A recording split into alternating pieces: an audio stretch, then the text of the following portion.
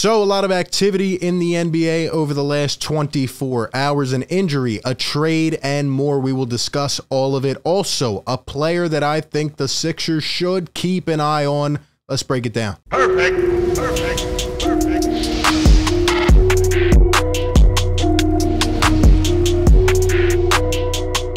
What is going on, everybody? Welcome into Philly Take with RB. Like always, if you do enjoy this content, feel free to hit that like button. It goes a long way.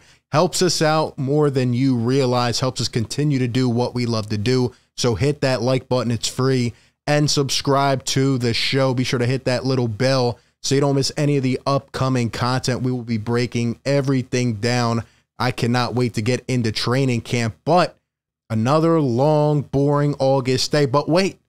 A lot of activity going on around the league, and I thought, you know, what a better way to get it off my chest than to come up here and talk about how I feel about everything. So we will break it all down. Lots of interesting things going on today, but we start with our guy. Of course, Sixers Nation, the man, James Harden. Look at that, man. Look at that. He is sweating. He is feeling himself. Do I have to repeat myself over and over again? I mean, I can, but at this point, I think you get the point. This is the most motivated. This is the most inspired. Call it whatever you want. James Harden is going to come out here and ball, man. Look at him. He's looking great. Slim. Or as Tyrese Maxey says, skinny James Harden. He's in the gym. He's grinding. He's working. He posts this via Twitter. He says, it's a long story. I've been busy working. I'm telling you, James Harden, for himself, for this team, in the best interest of both parties, is going to come out here and be the most efficient James Harden he can. He doesn't have to be Houston Harden. He just needs to be the efficient James Harden, and I cannot wait to see what he does this year. But it's good to see him working, man. It's good to see him working. But anyway, let's talk about what is going on. We'll start with today, and that is the awful news.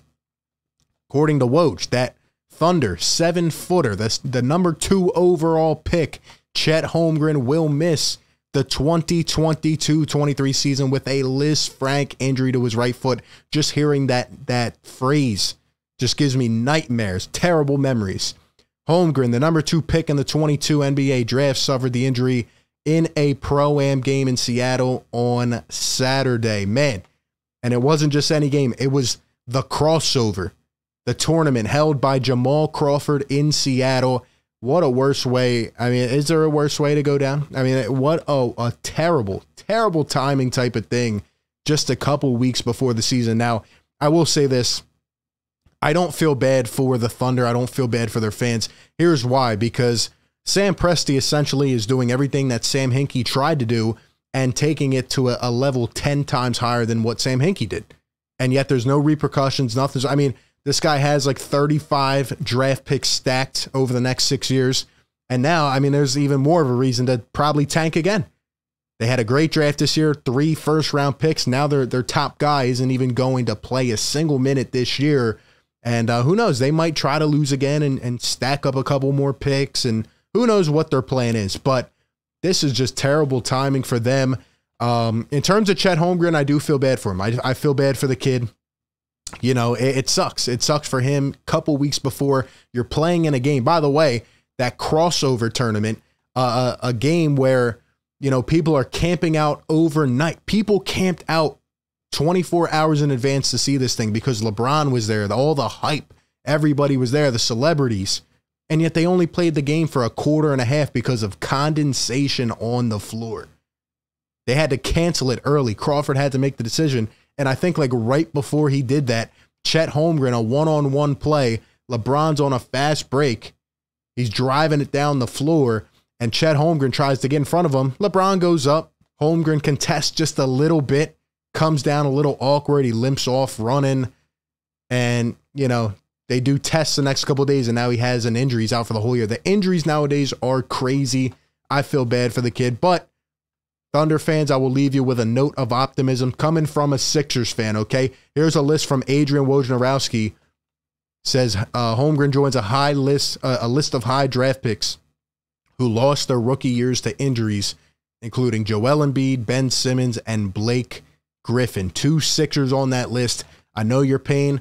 Look, Joel Embiid missed 2 years, and now he's one of the best players in the league. So there's your sense of optimism, and Also, you have 35 million draft picks coming up. So there you go. Anyway, let's talk about what else happened late last night. This news coming out per Adrian Wojnarowski. Again, he's on it. He's trying to beat Shams nowadays. But Adrian Wojnarowski says the Lakers are in advanced talks, and it is now done, to acquire Pat Bev from the Utah Jazz in exchange for Talen Horton-Tucker and Stanley Johnson. Sources tell ESPN. How about the fact that THT, a guy that they once said was untouchable, they said he was going to get a max contract, and he is now on his way to Utah for Pat Bev. How about that, man? Who knows what's next for the Jazz, man? I mean, it could be a fire sale. Donovan Mitchell, I think they're in all sell mode. Danny Ainge is trying to get as many assets as he can. As you can see, he's trying to get young players as well. Yeah, man, the Jazz window has been reset. The Jazz window has been reset, and the Lakers are trying to get more vets, more tough guys. You know, Pat Bev now goes back out to L.A., a place where he was not, too fond, obviously, of the Lakers. He played for L.A. in terms of the Clippers. Now he's not fond of them, so now it's like a reverse psychology type of thing. I thought Pat Bev had a great year for the Timberwolves, and obviously, if you've been watching the show this offseason, he's a guy I wanted. I won him here in Philly, and, he's a dog, man. He can bring the energy to your team. I thought he had a great impact on the Minnesota Timberwolves in their playoff run. This is my instant reaction. I said Pat Bev would have been better off in Philly. Should have brought him here, but now he will be wasted with the LA Lakers. Speaking of which, he doesn't really get along with this guy right here. Here's Russell Westbrook. Live look at him via his Instagram story earlier today. He's unbothered. Russell Westbrook got his money, man. He accepted his player option, and he's living good. He doesn't care. He's probably going to get traded now. There's probably another move en route, for Westbrook to go to like Indiana or something, but he doesn't care, man. But all the funny memes of him and Pat Bev coming out, they have been pretty good to look at today. I will be honest with you there. It's been interesting to see. But who knows? Will Westbrook stay with the Lakers? I don't know. I don't know what that team, what that franchise is doing. But what I will tell you is this. I know the Utah Jazz are trying to blow it up. Donovan Mitchell, who knows if he'll get traded before training camp, but they are trying to sell off pieces. And that brings us to our final thing of the day, Jordan Clarkson. Here are the stats from Jordan Clarkson. I'm a big Jordan Clarkson guy. I think he would be great for the Sixers team. And to be quite honest with you, I think a lot of teams are going to be inquiring about his services. As you can see here, 16 points a game last year off the bench. The year before that, not this year, but the previous year, 18 plus points off the bench. He won Sixth Man of the Year by a mile, shot 34% from deep. Jordan Clarkson is a guy that could come right off this bench. He's a little more athletic than what we have, and he can handle the ball, and he can knock down shots off the dribble. Jordan Clarkson would be perfect. I really think he would take this team to another level, and I think he would be exactly what I've been wishing for this team off the bench over the last couple years. Now, maybe we have that. Maybe these guys will step up. Maybe DeAnthony Melton will be a huge spark, but getting a guy like Jordan Clarkson would be great, and I think for a team that is obviously contending like the Sixers, I think it would be a very good move if you can make it happen. And I think Jordan Clarkson has obviously shown over the last couple of years he is a quality role player in this league, and I don't see him having a future with Utah, obviously, after they trade Pat Bev and they're trying to get rid of all these pieces, especially if Mitchell goes. Clarkson will definitely be short after that. Here's the contract situation for Jordan Clarkson. This year coming up, he's going to be making $13.3 million and then $14.2 the next year at age 31, and then he'll be an unrestricted free agent. Obviously, it would take a lot to maneuver the cap. Sixers, I believe, are around $3 or $4 million under the hard cap.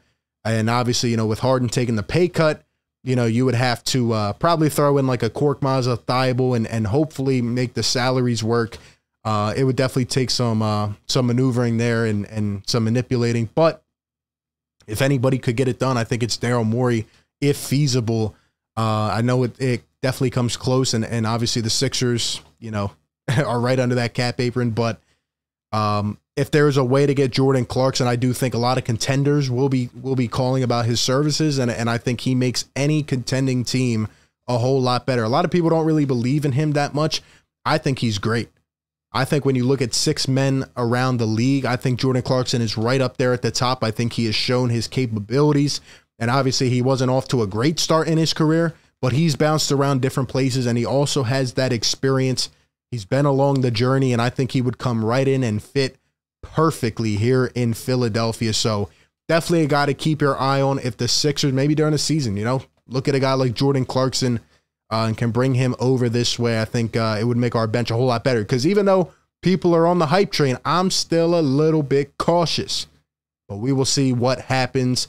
Overall, give me your thoughts down below in the comments section. What would you feel about getting a guy like Jordan Clarkson? How do you feel about the rest of the league? It sucks, Pat Bev off the trade market, but best of luck in LA. He did say that he would be willing to play with LeBron at some point in his career. He said that while he was a member of the Timberwolves, which is very funny. Meanwhile, James Harden takes a pay cut to help his team, and he's getting investigated. But nonetheless, I will rest my case. Appreciate everybody for tuning in. Be sure to like, comment, subscribe, and like always, I will catch you on the next one, man. Peace. Perfect.